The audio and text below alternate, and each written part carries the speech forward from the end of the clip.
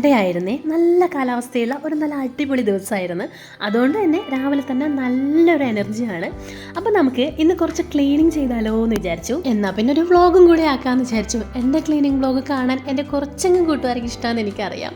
ഞാൻ ആദ്യം തന്നെ ഇന്ന് ചെയ്യേണ്ട ജോലികളെല്ലാം നമ്മുടെ ഈ ഒരു ടു ഡു ലിസ്റ്റിൽ എഴുതി വെച്ചിട്ടുണ്ട്. ഓരോ ദിവസം മൺഡേ, ട്യൂസ്ഡേ, ഫ്രൈഡേ എന്നൊക്കെ പറഞ്ഞിങ്ങനെ അതിൽ കൊടുത്തിട്ടുണ്ട്. അവിടെ നമ്മളെ കാര്യങ്ങളൊക്കെ ഇങ്ങനെ സെറ്റാക്കി ഒന്ന് എഴുതി വെച്ചാൽ മതി. നമ്മൾ നോട്ട്ബുക്കിൽ എഴുതിയാലും മതി കേട്ടോ. അപ്പം ഞാനിത് ഓൺലൈനിൽ കണ്ടപ്പം അതൊരെണ്ണെങ്കിൽ വാങ്ങിച്ചിട്ടുണ്ടായിരുന്നു. വേണമെങ്കിൽ സ്വയം ഒരു മോട്ടിവേഷൻ കിട്ടാനാണെന്ന് പറയാം. രാവിലെ മക്കളെ സ്കൂളിൽ വിടുന്ന വരെ കിച്ചണിലൊരു തിക്കും തിരക്കായിരിക്കും. അപ്പം ഞാൻ ഇതേ പാത്രങ്ങളൊന്നും കഴുകാണ്ട് അവിടെ വെച്ചിട്ടുണ്ടാവും. അതിന് ശേഷമാണ് ഇതൊക്കെ തുടങ്ങിയിട്ടുണ്ടാവുക. അപ്പം ആദ്യം നമുക്ക് ഈ ഒരു പാത്രങ്ങളൊക്കെ ഒന്ന് കഴുകി സ്റ്റാൻഡിൻ്റെ മുകളിൽ കയറ്റാം.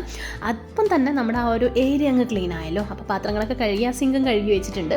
ഇനി നമുക്ക് എടുത്ത കുപ്പികളും പാട്ടകളും പെറുക്കി ആ ഒരു സ്ഥലത്ത് തന്നെ വെച്ച് കൊടുക്കാം. പിന്നെ നമ്മുടെ ഗ്യാസ് സ്റ്റവ് ഒന്ന് കഴുകി കൊടുക്കുക.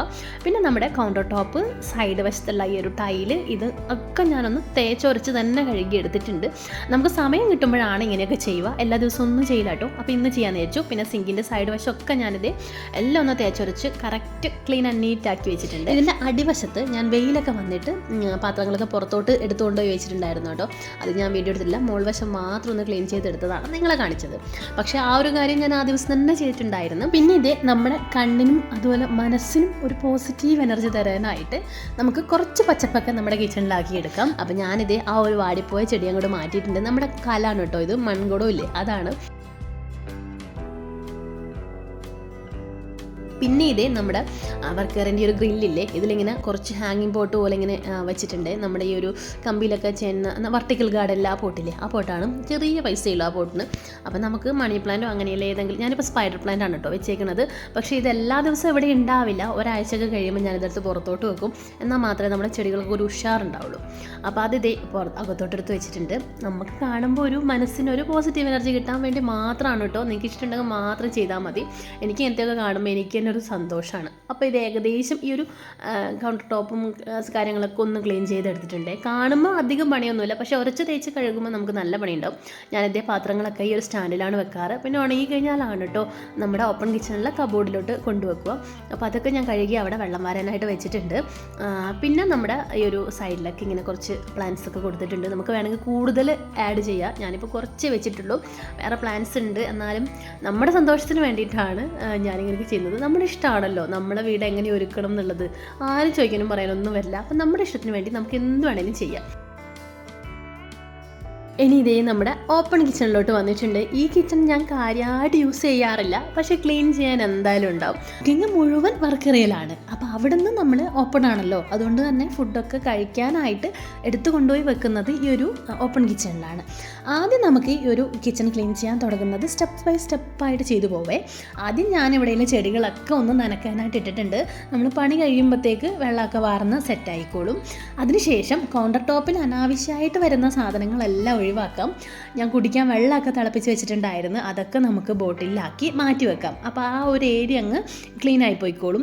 പിന്നെ ഇവിടെ മെയിനായിട്ട് എനിക്കൊരു എയർ ഫ്രയർ ഉണ്ട്, എംപെക്സിൻ്റെ. പിന്നെ ഒരു മിക്സി ഉണ്ട്. മിക്സി വന്നേക്കുന്ന പാരസോണിക്കിൻ്റെ ആണ്. ഈ രണ്ട് സാധനമാണ് ഞാൻ ഈ കൗണ്ടർ ടോപ്പിൻ്റെ മുകളിൽ വെക്കുന്നത്. പിന്നെ ഒരു ഇൻഡക്ഷൻ കുക്കറും കൂടി ഉണ്ട് കേട്ടോ. ഇതൊക്കെ ഡെയിലി യൂസ് ചെയ്യുന്ന മിക്സി നമ്മൾ ഡെയിലി യൂസ് ചെയ്യല്ലോ. ബാക്കിയുള്ള സാധനങ്ങളൊക്കെ അത്യാവശ്യം വേണമെങ്കിൽ മാത്രം. അപ്പോൾ അതൊക്കെ നമുക്ക് കബോർഡിലോട്ട് എടുത്ത് വെക്കാം. അപ്പോൾ ഞാനിതേ അതെടുത്ത് കബോർഡിലോട്ട് വെച്ചിട്ടുണ്ട്. ഇനി ഈ ഒരു കൗണ്ടർ ടോപ്പിൽ കാര്യങ്ങളൊക്കെ ഒന്ന് സൈഡിലോട്ട് മാറ്റിയിട്ടുണ്ട്. നമുക്ക് ഈ ജനലൊക്കെ ഒന്ന് തുടച്ചെടുക്കാം കേട്ടോ. നമ്മൾ കഴിഞ്ഞ ദിവസം ഓൺലൈനിൽ നിന്ന് വാങ്ങിച്ചായിരുന്നു ഈ ഒരു ജനലും കമ്പിയൊക്കെ. നമ്മൾ കാറ് ക്ലീൻ ചെയ്യാനാണ് കേട്ടോ. ഒരു ഗ്ലൗസ് പോലത്തെ ഒരു മൈക്രോ ഫൈബർ ക്ലോത്തിൻ്റെ ഈ ഒരു സാധനം നമുക്ക് ഉപയോഗിക്കാൻ പറ്റുന്നത്. പക്ഷേ എനിക്ക് ഏറ്റവും സിമ്പിളായിട്ട് പൊടിയൊന്നും ഇങ്ങനെ പറന്ന് പോവാതെ നമ്മുടെ ജനലും വാതിലൊക്കെ ക്ലീൻ ചെയ്യാൻ എനിക്കിത് നല്ല പെർഫെക്റ്റ് ആയിട്ടുള്ള ഒരു ഐറ്റം തോന്നിയിട്ടുണ്ട് കേട്ടോ. ഈ ഒരു അലർജിക്കായ ആളാണെങ്കിൽ തുമ്മലും അങ്ങനെയുള്ള കാര്യങ്ങളൊക്കെ നമ്മൾ തുടക്കാൻ തുടങ്ങുമ്പോൾ തന്നെ തുമ്മൽ തുടങ്ങുമല്ലോ. അങ്ങനെയുള്ളതൊക്കെ ആണെങ്കിൽ ഇത് നല്ലതായിരിക്കും എന്ന് എനിക്ക് തോന്നുന്നു. പിന്നെ നമ്മുടെ ഈ ഒരു കൗണ്ടർ ടോപ്പിൻ്റെ മുകളിൽ വരുന്ന കബോർഡിൻ്റെ മുകളിൽ നിറച്ച് പൊടിയായിരുന്നു കേട്ടോ. നമ്മുടെ കണ്ണ് പെട്ടെന്ന് എത്താത്തൊരു സ്ഥലമാണല്ലോ ഇത്. അപ്പം ഞാൻ ചുമ്മാ അതിൻ്റെ മുകളിലോട്ട് കയറി വെക്കുമ്പോൾ ഇതുപോലെ പൊടിയുണ്ട്. എന്നാൽ പിന്നെ കയ്യോടെ അതങ്ങ് ക്ലീൻ ചെയ്യാമെന്ന് വിചാരിച്ചു. നനഞ്ഞ തുണി വെച്ചിട്ടാണ് കേട്ടോ തുടക്കുന്നത്. അപ്പം പൊടിയൊന്നും പാറി പോകത്തില്ല. അപ്പം നമ്മൾ പൊടിയൊക്കെ ആ ഒരു സ്റ്റെപ്പ് ബൈ സ്റ്റെപ്പായിട്ട് തന്നെ തട്ടിമുട്ടി എടുക്കുക. നമ്മൾ ആദ്യം താഴെ പൊടി മുട്ടാതെ മുകളിൽ നിന്ന് തുടങ്ങിക്കഴിഞ്ഞാൽ അത്രയും നല്ലത്. അപ്പം ഞാൻ ജനലും കബോർഡിൻ്റെ മുകൾ വശമൊക്കെ പൊടിയൊക്കെ തട്ടിയെടുത്തിട്ടുണ്ട്. പിന്നെ ഇത് നമ്മുടെ ഫ്രിഡ്ജിൻ്റെ മുകളിൽ ഇവിടെ കാണുന്ന അലക്കുലത്ത് സാധനങ്ങളൊക്കെ എല്ലാവരുടെയും കയ്യിൽ നിന്ന് അവിടെ എത്തിച്ചേരുന്ന സാധനങ്ങൾ. ആ സാധനങ്ങളെയൊക്കെ അതിൻ്റെതായ സ്ഥാനത്തോട്ട് നമുക്ക് കൊണ്ടുവെക്കാം. ശേഷം നമുക്ക് ഇതിൻ്റെ മുകളിലൊക്കെ ഒന്ന് ഡീറ്റെയിൽ ആയിട്ട് ക്ലീൻ ചെയ്തെടുക്കാം. പൊടിയാണ് മെയിൻ ഐറ്റം. ഇവിടെയും നമ്മൾ ശ്രദ്ധിക്കാതിരിക്കുന്ന ഒട്ടനവധി പൊടികൾ നമ്മുടെ ഓരോ മുക്കുമൂലയിലും ഉണ്ടാവും. പക്ഷേ എല്ലാം തന്നെ നമുക്ക് സൂക്ഷ്മമായി നിരീക്ഷിച്ച് ചെയ്യാൻ പറ്റുന്നൊന്നും ഞാൻ പറയുന്നില്ല കേട്ടോ. നമുക്ക് സമയവും സാഹചര്യം കിട്ടുമ്പോൾ നമ്മുടെ വീടിൻ്റെ മുക്കുമൂലയൊക്കെ ഒന്ന് തുടച്ചും വൃത്തിയാക്കുവാന്നേ ഉള്ളൂ. അല്ലാതെ കണ്ട് നമ്മൾ ആരെ കാണിക്കാനോ ആരെ ബോധ്യപ്പെടുത്താനോ വേണ്ടി ഒന്നും നമ്മൾ ചെയ്യേണ്ട. നമ്മുടെ ഇഷ്ടത്തിന് നമുക്കൊരു നല്ല പോസിറ്റീവ് എനർജിയൊക്കെ വേണമെങ്കിൽ നമ്മുടെ വീടൊക്കെ നല്ല ക്ലീൻ ആയിട്ടിരിക്കുമ്പോഴാണെന്നാണ് എനിക്ക് തോന്നിയിട്ടുള്ളത്.